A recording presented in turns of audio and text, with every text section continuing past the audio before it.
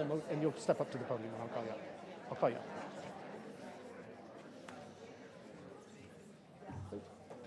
It's a spotlight. Welcome, everyone.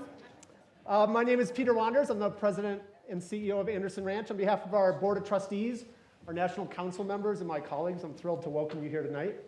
The ranch is a really special place, as you all know. We are an educational and art-making center. But we don't create things, we create change in the participants that come through the ranch. While making art here at the ranch, they challenge their own ideas, they think about their own motivations and their thoughts, they explore ways to communicate those ideas in new artistic expression, and they learn to connect within a community that is supportive and inclusive. Now that does sound like a pretty good world, right? I think we're slowly making a better world. And you're here today as part of that community, so I really appreciate your attendance tonight. We are honored to continue the legacy for 56 years on this campus. Our founding families, the Chapins and the Lights, donated this land with the vision of putting artists and art making at the center of community, and we're honored to continue that. As we steward that vision of this campus, we also want to recognize the beauty of this valley and the history of this valley. It was the home of the Ute people for over 800 years, and I guess I quietly call on all of you to think about continuing to honor this place with an 800-year vision and horizon ourselves. We have some great events and programming coming up. Exquisite Curiosities is the exhibition up in Merle Gallery. It is the live auction items put together by our committee for our Thursday benefit event. It's an amazing collection of works, and you want to get up there and see them. It'll be open for a half an hour after the lecture today, and then it'll be open through the rest of the week until Thursday evening. On Saturday is our art auction and community picnic. Hope you will come to that. It is a family fun event. It's really informal. There's art making on campus. The studios are open. We would love to have you here. It has a silent auction. There are about 250 to 300 works in that silent auction. They are right now all hung over in the paint building, so you're welcome after the event to sneak over and check out those works in the art building as well. That auction will happen on Saturday. We'd love you to appreciate those works. We'd also love you to buy those works, acquire them for your collection. That helps support the ranch and all the activities that we do here. Our recognition dinner is on Thursday. The dinner itself is sold out, but there are still cocktail tickets. We've got a really great band. If you do come on Thursday, you get to bid on the silent auction items before everybody else. So you get your first choice, and we welcome you to do that. Tomorrow, Barbara and Bruce just stuck in the room. There will be a talk with Barbara and Bruce Berger. They are our Service to the Arts honorees. That will be at 11:30, moderated by Gabby Palmieri. It's going to be a really great talk. I have to say, Gabby has secretly told us it will be like no other talk you've ever heard at the ranch, and then she won't tell us anything else. So Barbara and I are both not sure what's coming, but it's going to be a great talk, and please come and join us. That is at 11:30 tomorrow.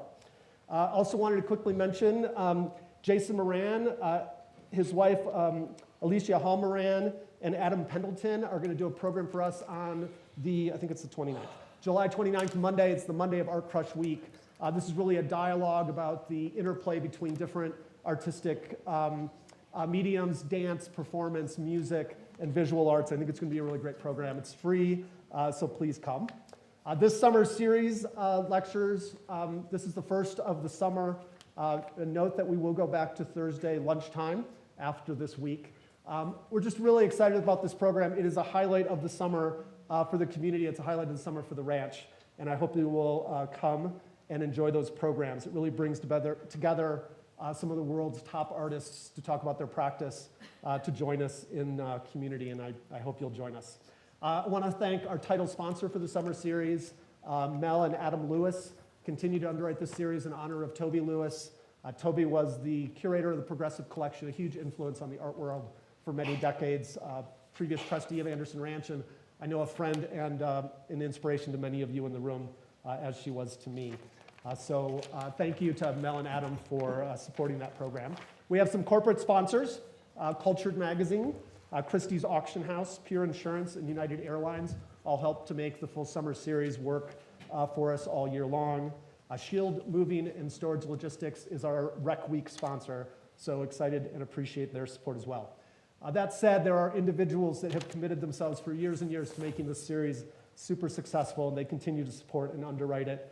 Sarah Arison and Ton Willem, Jill and Jay Bernstein, Rona and Jeff Citron, Ann Cook, Charlie Moss, Eleanor and Domenico Du Soleil, Sherry and Joe Felsen, Barbara and John Lee, Liza and John Mauk, Katie and Amnon Rodan, Lee and Reggie Smith, Ellen Sussman. I think most of those people are in the room, so thank you personally, and please help support the ranch by thanking them personally when you see that.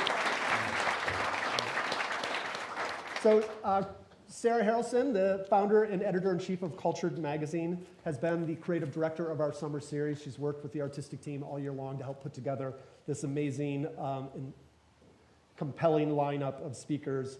And she paired them with a really unique and interesting group of moderators. So we're super excited, Sarah, to have you here. I'm going to pass to you to introduce our program tonight. Maybe tell us a little bit about what's to come for the summer.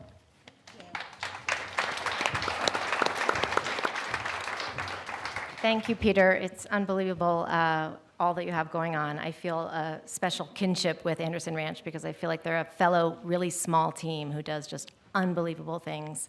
So, so thank you, and thank you to everyone for being here today. It's been an incredible honor to program this year's summer series. I have to say some of my favorite Art World talks over the last 8 or 9 years have been in this very room. It must be something about the mountain air or, I don't know, obviously this unbelievable, unspeakable nature in Aspen that gets people to open up. So, Charles, we're really excited for you to really open up today.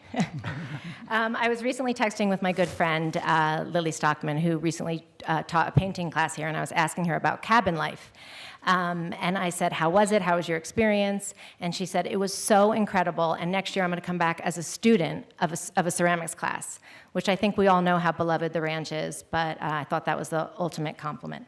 We have a great summer ahead, as Peter said, but today we kick off with the most important, our 2024 honoree, Charles Gaines.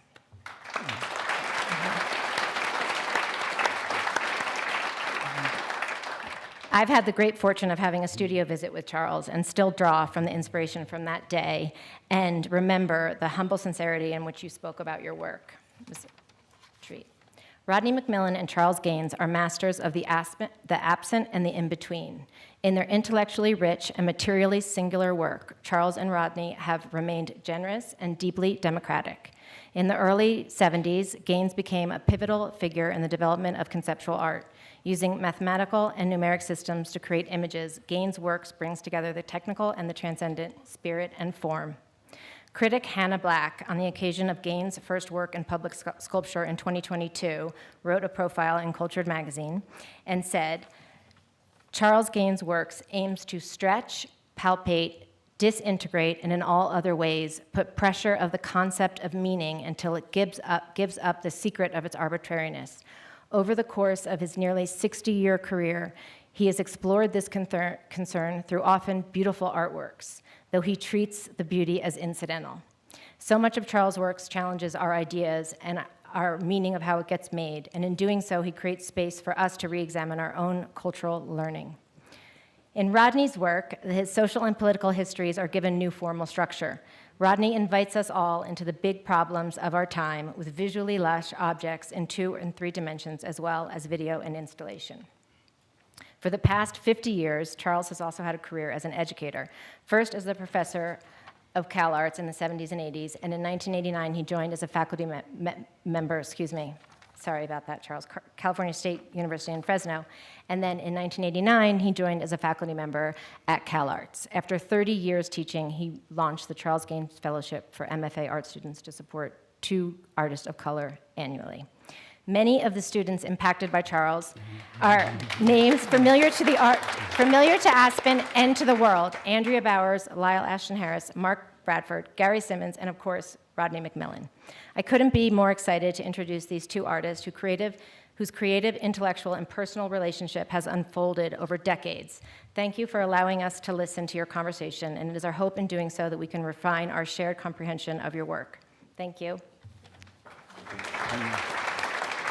this on right? It's on. Because it feels like it's pretty kind of...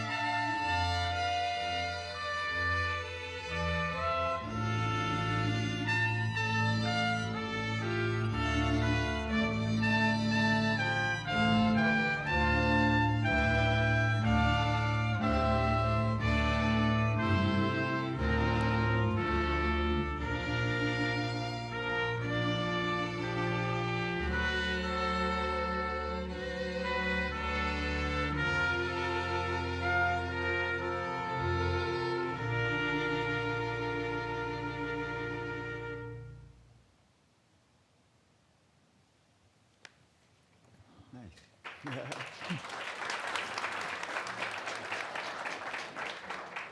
Hi, everyone. It's great to see you all here, and it's great to be here. And what we were just looking at was Manifesto 6, which was performed in April of this year and at MoMA.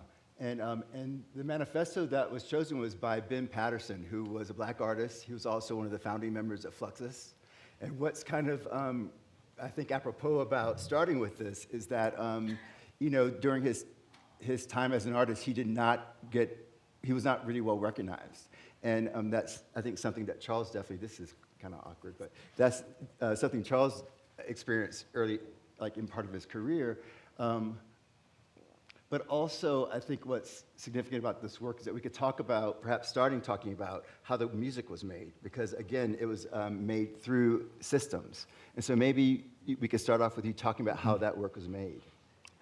Yeah, I thought that it was actually my idea to maybe start with the Manifesto 6 because it's a good way to get into some of the issues that I think we're going to be talking about. I got to warn you, there may be a fist fight on stage here. No. But you know, but if it is, you'll enjoy it, I'm sure. But as Rodney said, that my work is based in systems, and it's good to talk about that through manifestos because of the fact that it's a performance. At least the Manifesto's 6th performance version. It's a performative work. It's not an installation. And also it's good because the system is fairly simple, but it seems complicated, but it's really simple. So I took this text from Ben Patterson's interview for the American, the American something. He was being interviewed for American Archives. And as Rodney says, Ben was a pivotal figure in the development of Fluxus in Germany and in Europe in general. And MoMA had featured Ben as part of an exhibition, and I was asked to do this, to produce this work as part of that exhibition. And so I took the two texts. One was Ben Patterson's composition for double bass. Ben was a contrabass player. So on the left-hand side of the screen, if you can remember, there was this white page with black letters, and Ben's compositions, musical compositions, were texts there. So it was describing what he expects one of the musicians to do. And on the right was the interview that's scrolled. And so I took the letters from the composition and converted those letters into musical notes and put that through a process. So the conversion is simply letters A through G are converted to the notes A through G. And the other letters that are in the text, or in the alphabet, are simply rests or silent beats. And that allowed me, therefore, to make a score, a simple melody line, but just by following the sequence of letters.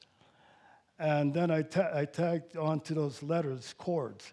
And the chords were simply repetitions of the letters. So if the first word in the text is apple, then therefore the first note is an A, followed by an A major chord.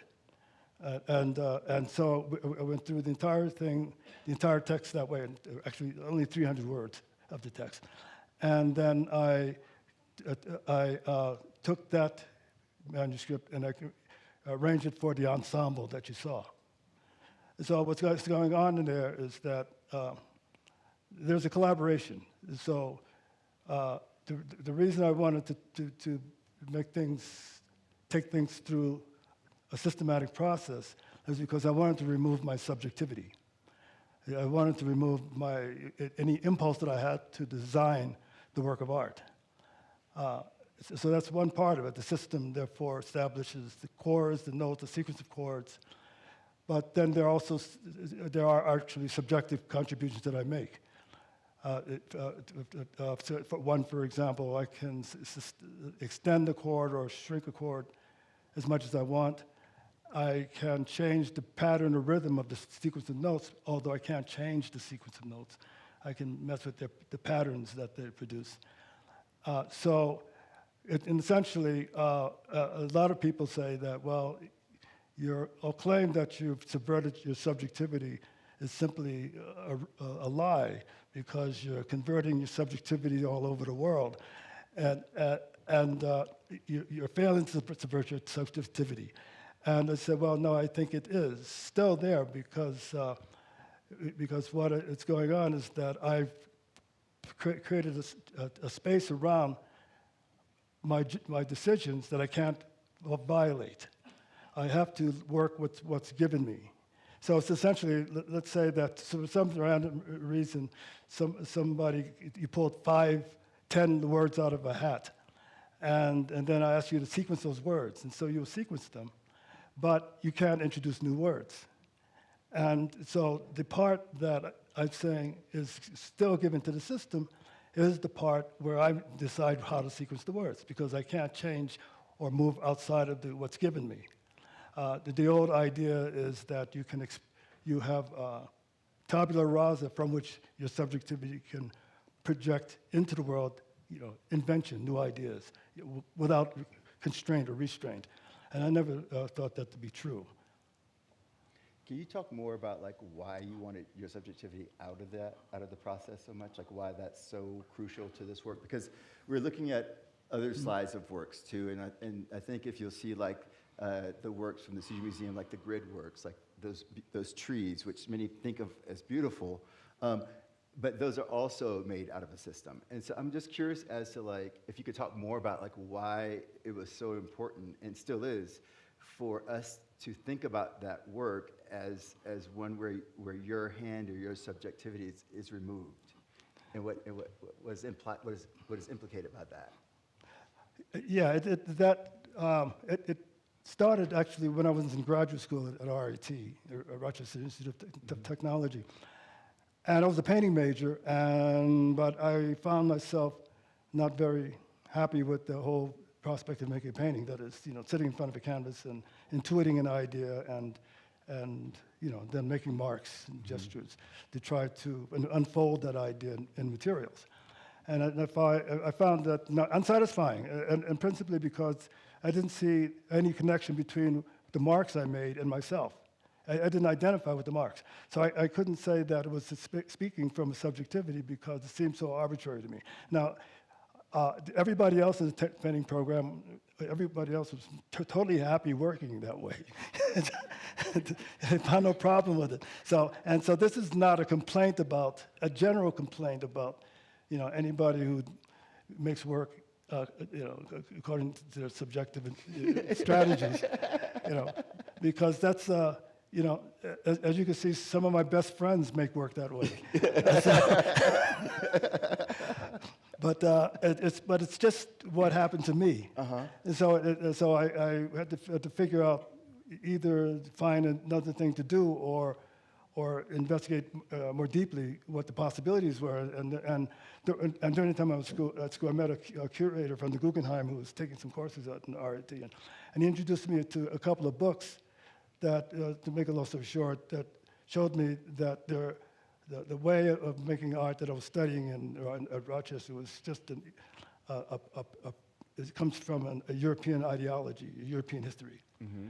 But there are other cultures who made art, and people would call them art, using very different strategies of making. And the idea of intuition and subjective expression is a particularly European idea. Again, I think it's a brilliant idea, but it's particularly European. Mm-hmm. And that you can actually make work, and that most of the rest of the world made art not following that paradigm. And so in this research, and through these books, I investigated other cultures' artistic practice and tried to find a way to how to stand outside my own culture's artistic practice, the Western culture, and to drop this idea of subjective expression. And I ran into the work of Hannah Darbovin, which was the key to seeing a strategy of making that really wasn't. Hannah Darbovin was a conceptual artist, but she really wasn't. Very different from the other conceptual artists at the time, because she was really using these kind of systems of repetition and redundancies as a kind of therapy of walking through her own psychological state moment in real time. Mm-hmm. But I liked the mapping that she did, and I thought that led me to math and arithmetic.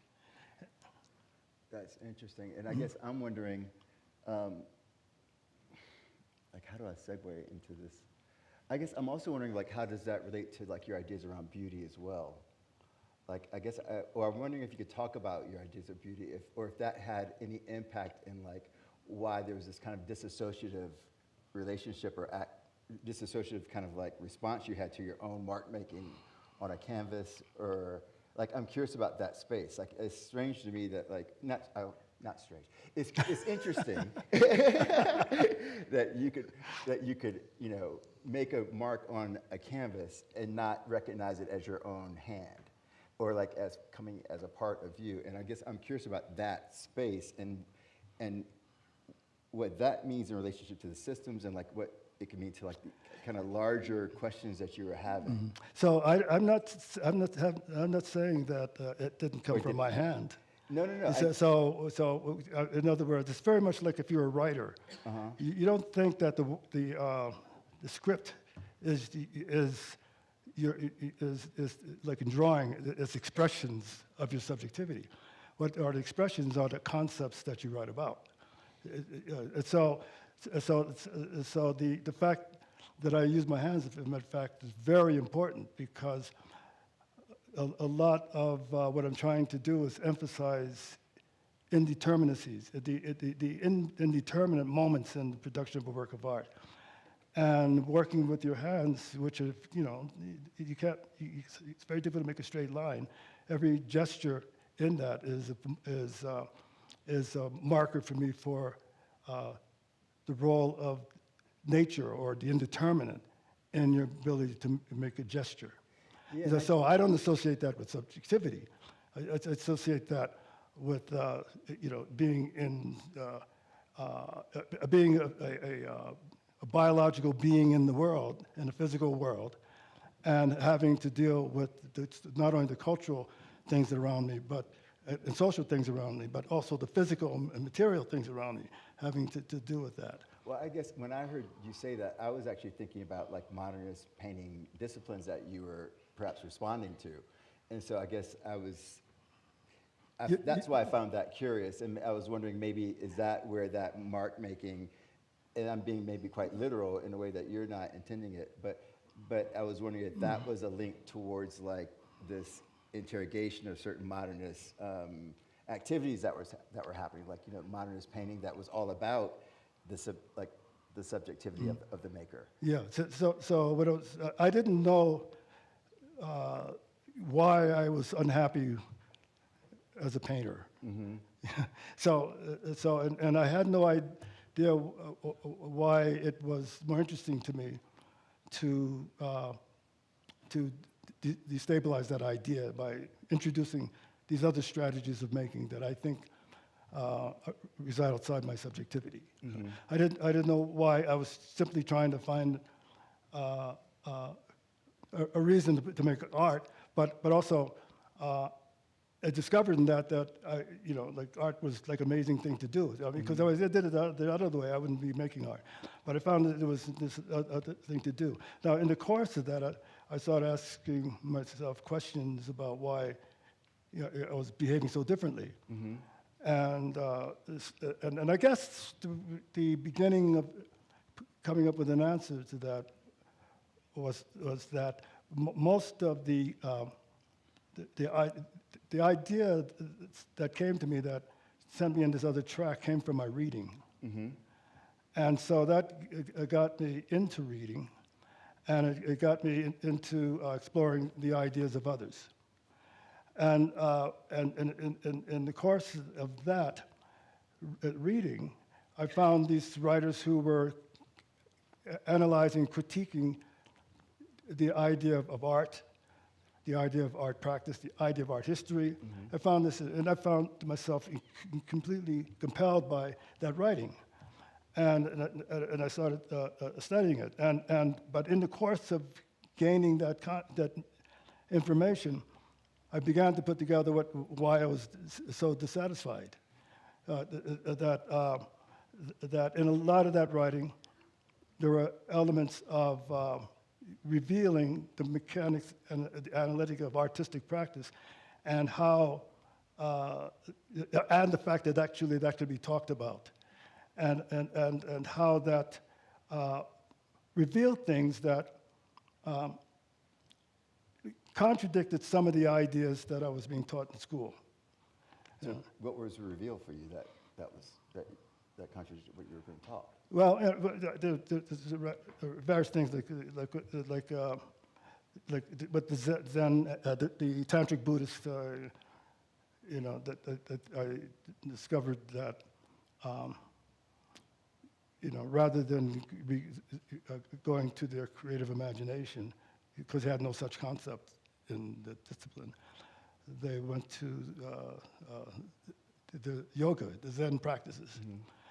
And in the course of that discipline, one aspect of that discipline is to create images. And I saw that, that you can sort of find a way to make images that not only evacuate the oceans of subjectivity, but put you in this space, this void. That disconnects you from all of that. And so I got fascinated by that. How can I put myself in a space that makes a disconnection with all of the strategies of that? And then later, as I got into these readings, the other part of it was this other readings that I've been involved with, speaking not about the power of the artist in realizing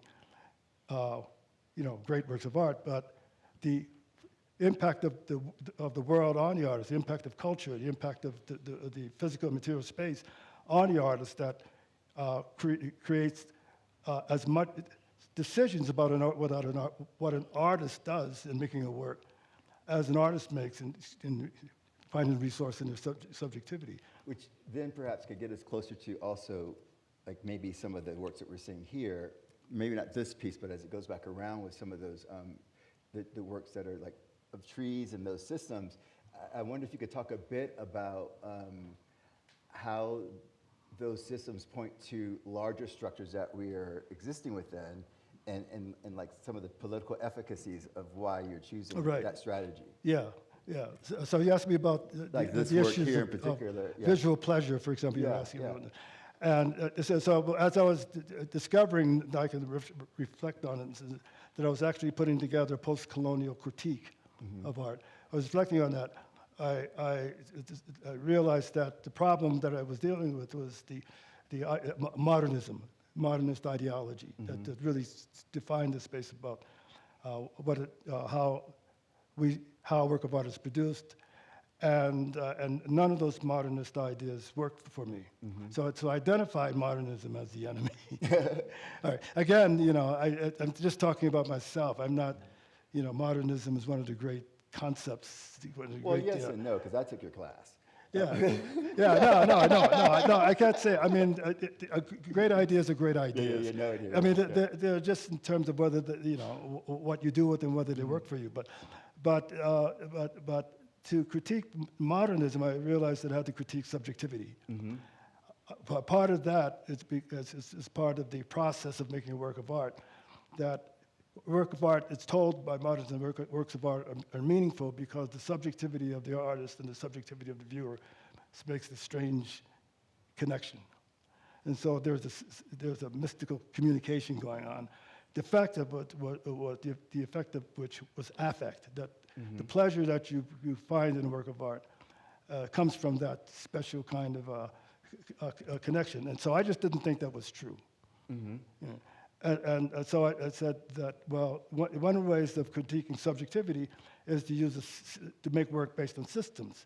Another way to critique subjectivity is to critique this idea of affect as the modernists proposed it, by making works that are nevertheless affective. That is, that they deal with issues of visual pleasure and they deal with issues of poetics and so forth, but that they don't come from my subjectivity.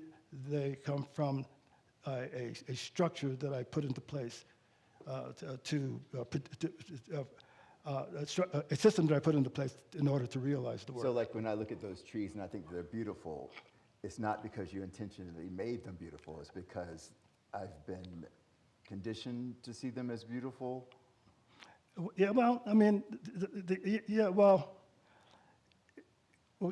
issue of taste.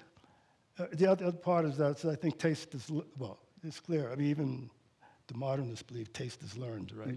So that taste is learned. So to say that we're conditioned to find pleasure, that's not wrong. Okay. Right? And it's not something to be ashamed of, right? Because the values, those values, in other words, what is constitutively pleasurable, they change. Those values change from generation to generation. So what I wanted to do is to engage a certain discourse of pleasure, produced by a system, and have the viewer confront the idea that they're having this kind of experience, but it's not. But it's being produced.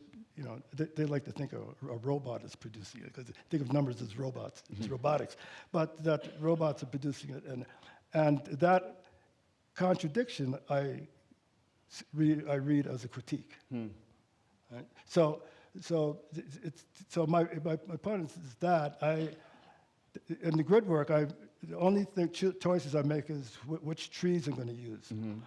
But how those trees are visualized in terms of color, their sequence, all those things are arbitrary. I make no design decisions in realizing that, and the work looks like it's been designed. And when you well, I took his class, and I was also his TA for post-colonial, and how do I say it? They were very challenging experiences, and part of it was just because I did come out of being a painter, and I was like when I got to CalArts, I was a painter's painter, like nothing but painting.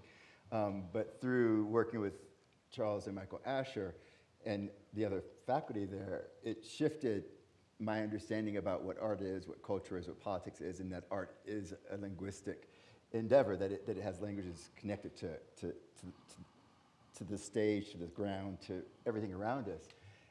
And so I wonder if you could talk a bit about, like, I guess I was just curious about, like, just some of the pushback you got, not just from your students, but also out in culture about, like, these kinds of ideas that you had and have, and, like, what that time period was like. I guess I was there in the early aughts. I got there in 2000, and I was there from 2000 to 2002. It was a 2-year program. And, like, during that time, you know, you were heavily invested in these ideas.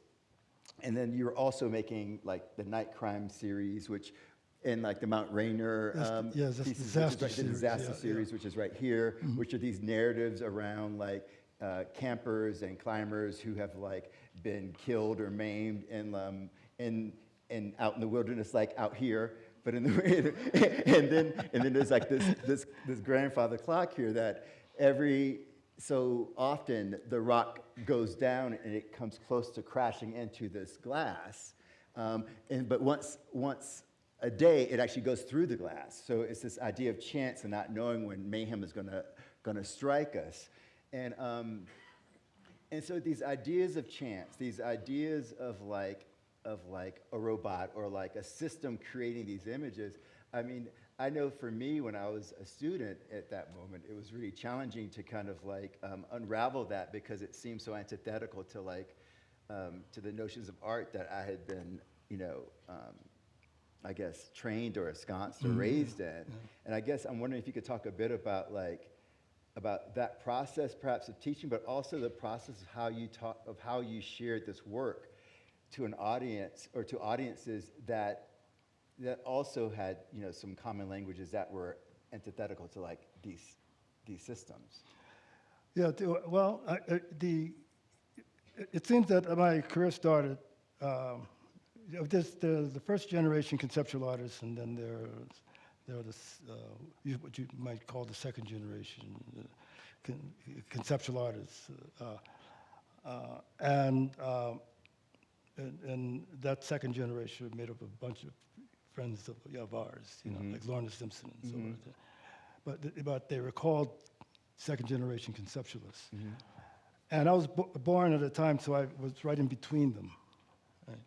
So, so it made it difficult, I think, thinking reflectively, it made it difficult to name what I was doing, because like, because what I was doing, for example, in working with images and working with the ideas of representation, because I should say that my key interrogation is trying to unpack representation.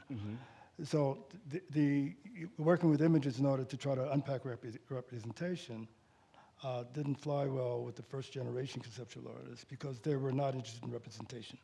The idea is for them was to make essentially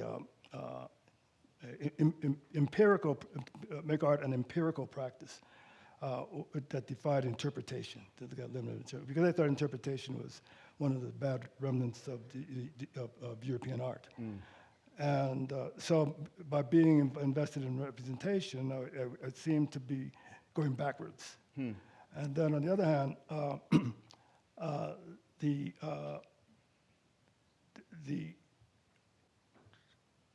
Luca say that what was going on was this return of painting that wanted to undermine the whole progress of conceptualism in any case. And so there was a tendency to read my work as conceptual. And even as I was dealing with representation, there was a tendency to think that what I was doing has already been done by the first generation. So I was in this sort of no man's land, no person's land. and then on top of that, I got into trouble with my own people, because because the work was dealing with such broadly abstract and almost incomprehensible constructions. They thought that the work did not do what it was supposed to do, and that is to try to bring forward the black culture at a time when the black people's culture was furiously trying to be erased. They thought that, well, if you made conceptual-looking work, that means you're making white art. So I was just in this like weird place, and I can only be grateful that I was so clueless that it didn't affect me that much. You know? So there's something to be said for cluelessness. And, you know? and so I met you during that cluelessness period. And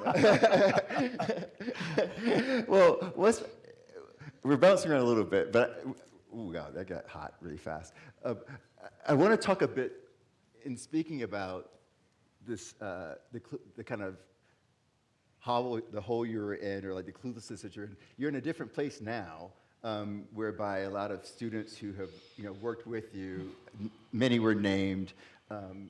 Gosh, this is like going. Many were named, but now you're. How come you're having trouble with your mic and I'm not? Because you're the most important voice up on this stage at this moment. But and I'm only saying that because of y'all in the camera.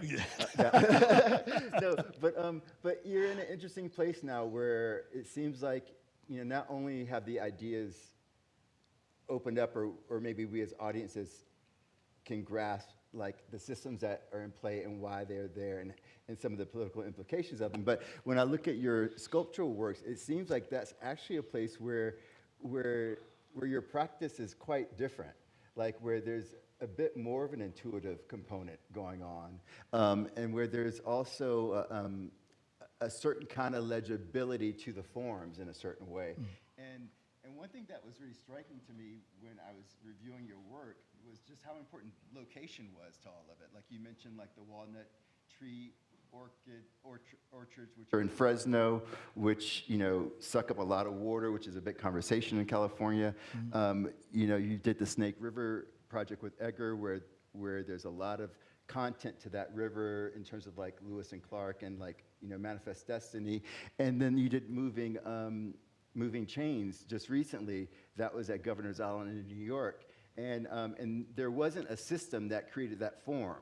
And so I wonder if you could talk a bit about where that form came from, and then like, and how it is manifested. And of course, I would love to always talk about this because I have a lot of contention with this work.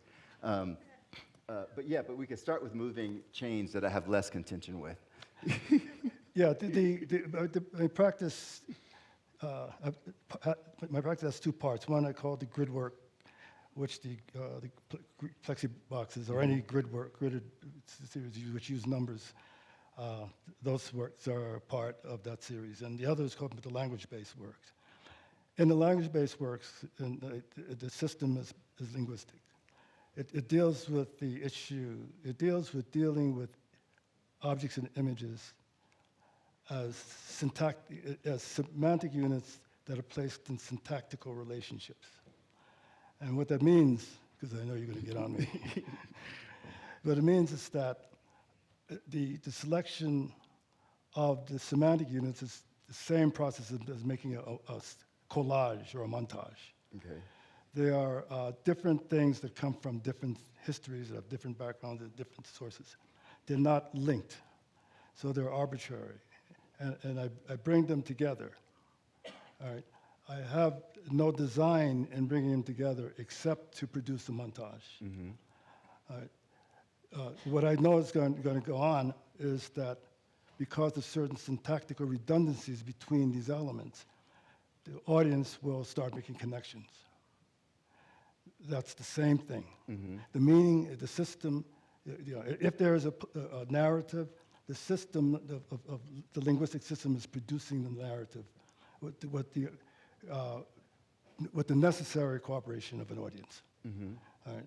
And that so that I have no ulterior motive or no intention in designing a narrative.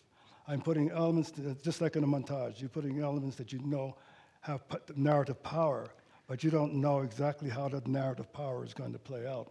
So with Moving Chains, Moving Chains is the large installation that's on the river. You can see like the Statue of Liberty on the side. You can see the New York, and it has these chains on top of it. It's massive. It's like from here to there, or at least it was.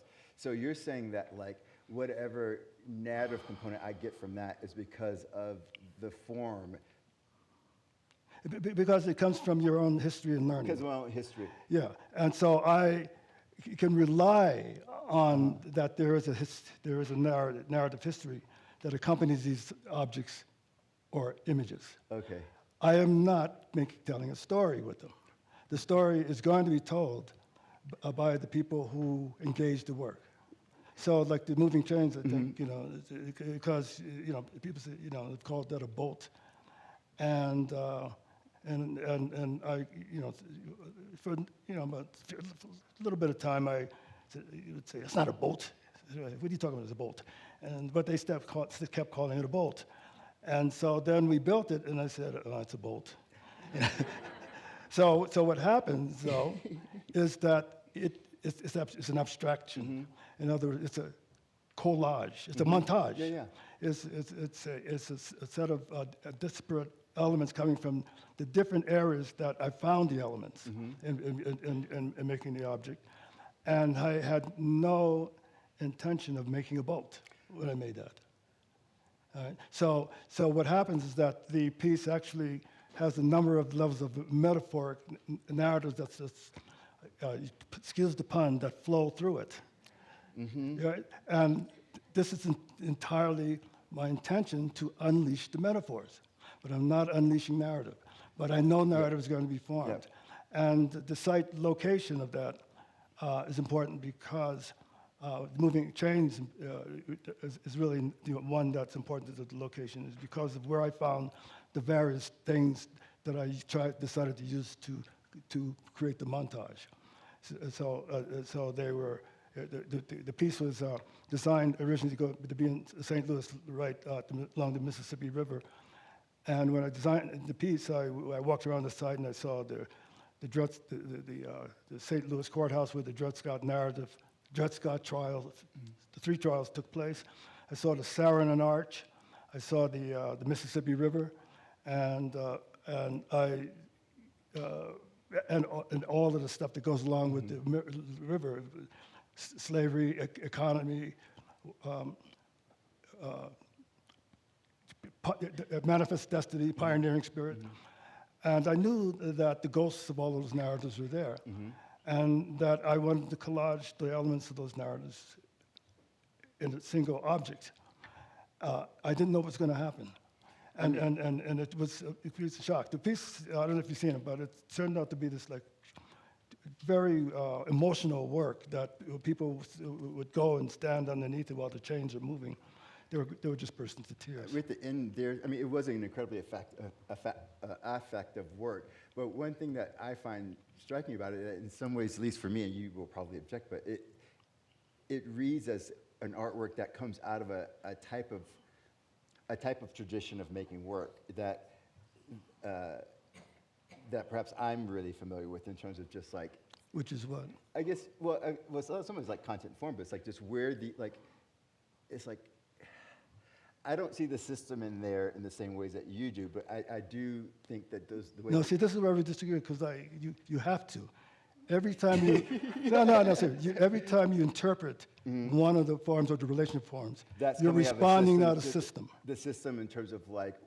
No, that's the system. Okay. Because the system is made up of creating, as I said, 2 semantic units and putting them together that are unrelated. Okay. And it's a linguistic system. Yeah, and nothing that you can't put 2 things together without finding a reason for them being together. Okay. Yeah. And those are things I knew would happen because that's built into the language system that we so that it's simply recognizing what the system is. Okay. We're going to leave it there. We're going to open it up for all of you all to ask Yes, Charles if he has any questions. So we have a mic, and so we'll just bring the mic to you.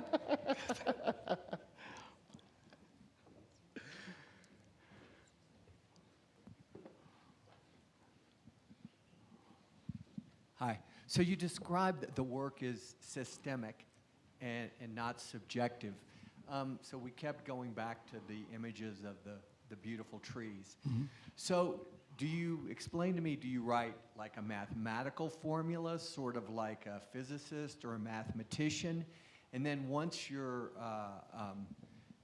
formula or your system is complete, how are the works actually complete since you're not a painter?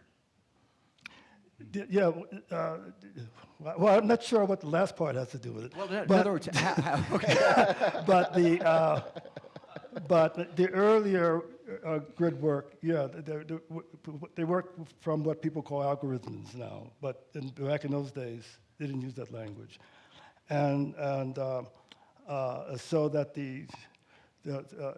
what I call is a geometric equation, which when calculated would produce the form. But the form that's produced is made up of the numbers of the equation itself, just spread in space. So I did that. And then I went from that to doing the trees. And the system there was just layering the trees on top of each other and using the grid to make sure that each tree in the series is centered in the exact same spot so that it becomes a pattern of sameness and differences. And those samenesses and differences manifested themselves by color. That if you watch the series of trees being overlaid, you will identify a particular color with a particular tree. And if that color is blue and it's the second tree in the series, by the time you get to the 10th tree in the series, you'll see most of those blues is gone, but there will still be some blues. In other cases, those blues would mix with other colors. In other words, they become an equation that determines how many possibilities are there of color mixing by following this pattern. And what you're seeing is the manifestation of that mixing. So that's the systematic part. And then it's finished when I finish the last tree. So it's an arbitrary number. So I'm going to do 10 trees in a series. So when I finish the 10th tree, overlay the 10th tree, then it's done. Hi, back here. So much of this conversation is about subjectivity and your kind of, I guess, war on it or, opposition to it. Your antecedent to that is the system, but it strikes me that a lot of your systems are highly subjective. For example, the one you were saying with music, it's an A major chord, but why is it a major chord? Why not a minor chord or an augmented chord or diminished chord? And those things in music make feeling and emotion. So like you deciding it's major versus minor, that's a huge subjective decision. Yeah, so I'm not saying that I don't use subjectivity. I've never said that. I said that I don't make a work based upon my subjectivity. So what happens, and that's just why I thought it would be a good idea to start with the music pieces, right? Because I wanted to take the opportunity to say that the way judgments and decisions are made in that work is like playing chess. You have moves, you have options, but your options are limited. You can't work or play chess without following the rules. So to that extent, it's a system. The language system is the same thing, that you have words. You can use the words in the way that you want to use them, but you're limited in the way that you can use words. You have to stay in the rules, otherwise nobody would understand what you're saying. So that's quite a different idea of making than the idea I was taught, which is that you would ruminate in front of an empty canvas, and suddenly something would come to you, and you will find a way to make a mark that somehow responds to that. That idea, I think, is like nuts, because the thing that they're telling you responding to doesn't even exist. Now I'm saying that the subjectivity does exist as a psychological construct, but as a thing, it doesn't exist. And modernism tells you that it's a thing and it exists. No, it ain't. The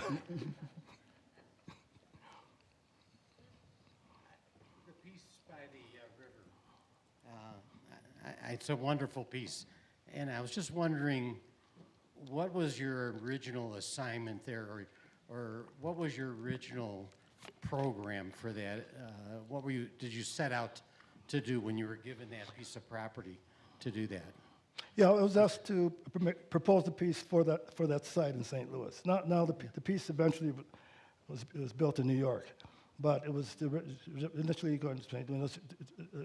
I was asked to propose a piece for that site, and so I just went to St. Louis and walked around in 0-degree weather for a few days, you know, just in the way that do with the object pieces.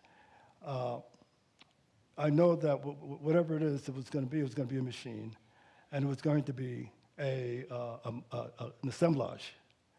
So I was just looking for things that I could use to build this assemblage, and you know, it wasn't like I had a studio full of output possibilities. I linked into these three areas that I found on the beaches. It's the chains, the barges going up and down the river, the Saarinen Arch that was there. I sort of linked into that, and I thought that it let me bring, you know, a collection of objects together from these particular sources. Now, what I think, because I didn't have an image in my head, so what I think happened was that those choices made their own decisions about how they're going to come together. I mean, I really think that's what happens in those kinds of pieces, and the only job that I had to do then at that point was to, because since it was a physical installation also, is to go through the process of making it a buildable, and also making it reasonable. My first instinct, and this was just because I was trying to reinforce the metaphor of the river, was to make the piece 300 feet long. You know, so it's 100 feet. So 300 feet, like, you know, what was I smoking? But that's where it started. So so then I would have to shape the piece to actually come up with a final object that's actually buildable. Yeah, there's actually a lot of motion to it being by the water, the shapes that you chose. It actually flows with the water. Very nice. I think we have time for one more question. Okay. I'd like to talk or hear you talk about the buildings and airplane piece, especially given what you called contention or perhaps conflict of interpretations behind it. That's a great question. We should talk about that. Yeah. Go ahead. No, because you know because we've discussed that piece. I don't know, maybe for 10 years now, 10, 12 years. You're wrong. You're But I think it's a good discussion that over the years that I learned a lot from, actually.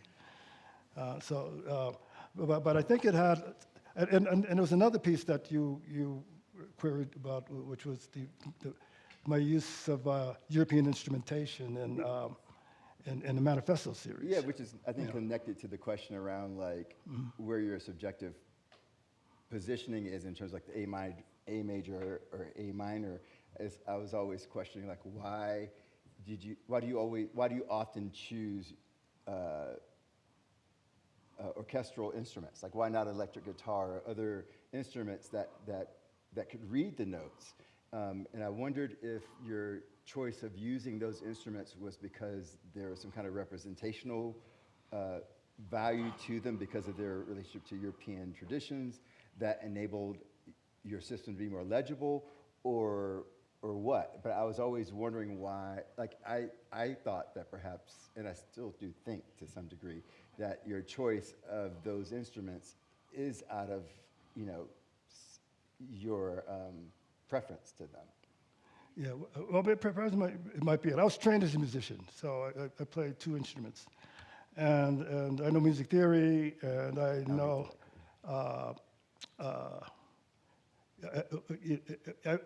I was self-trained because I taught myself composition, I'll put it that way. But I played instruments since I was like 10, 12 years old. So I use the instruments that I use because those are the instruments that I know. And if I made the 200 manifestos works, I could explore other instruments that I know. Not using instruments, I'm sure that I wouldn't use instruments that are like the sitar. I'm sure I wouldn't use that. It's simply because I'm using things that I know that I can, that I know how to write music for, because of my training. And into the airplane crash clock piece, I found it to be very manipulative. And I agree. It's one of the most manipulative works I've ever seen in my life. It's amazingly manipulative. and I just find it a bit objectionable because of that. Like, I love this piece. And I actually saw that at Richard Heller Gallery, I think in 2000 when I was a first-year student, and I was just fucking blown away. And but the airplane crash piece really pissed me off because, and I say this with love. I appreciate and understand the systems under which he was thinking about with it, but there's a sound component where there are the screams of people like dying because they know they're crashing. And so when you encounter the work, what you're really encountering over and over again is not so much this idea of the randomness of disaster that can happen, which I think he does eloquently with in some of the works, like the explosion series, as well as some of the other disaster drawings. But with this one, you're really just confronted with the screams. And so this idea of suspense or this idea of the random that can happen isn't as effective as it is with the falling rock sculpture. So I completely and totally disagree. Yeah, no, I mean, when we talked about this piece earlier on, Rodney brought us some really good things that made me have this super focus on the piece, because there's some things that happened in it that I didn't predict and would happen and baffled me. So it's like the screaming people. The motive for that was from the Mount Rainier series, where the series that we saw where I tracked people who were lost in Rainier during whiteouts and so forth. And so it's part of what I call the disaster series. And the crash and the screaming is the subject that was typical of that series, the disaster series. But it turned out to be the first object of the series of objects that I made. So what I focused on with respect to the object is making a clock. But the constitutive elements of the clock were events. It's the same thing with the falling rock. So I was focusing on that. In the course of it, the piece is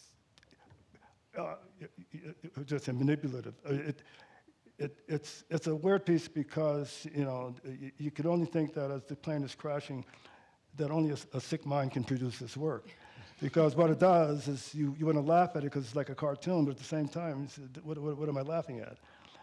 Because there was a period of time when I couldn't show this piece because of the 9/11, and so it stayed in storage for 3 years until it was shown again. And I thought that was totally, what was responsible for that? I mean, it's a legitimate crit. But I monitor that crit a little bit, because in every work that I work with, the most important element is the indeterminate and chance. That I'm trying to unleash indeterminacy, trying to create situations that resolve themselves by chance. And when you make these montages, that's what happens between the elements. There are a lot of things that happen in terms of how they may relate to each other that I don't even know it's going to happen because of the role that chance plays in coming up with these ideas.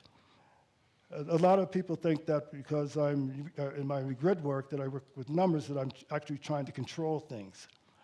But I wrote quite early that my interest in numbers and grids and geometry was that whatever they're used for, they always fail. I mean, always. They're always incomplete. So they round off edges, that they leave a lot out that should be considered. And when I make this work, I'm trying to elevate the opportunity for that area of fuzziness to operate. And the Screaming People, they came out of that area of fuzziness. Thank you, Rodney, Charles, thank you.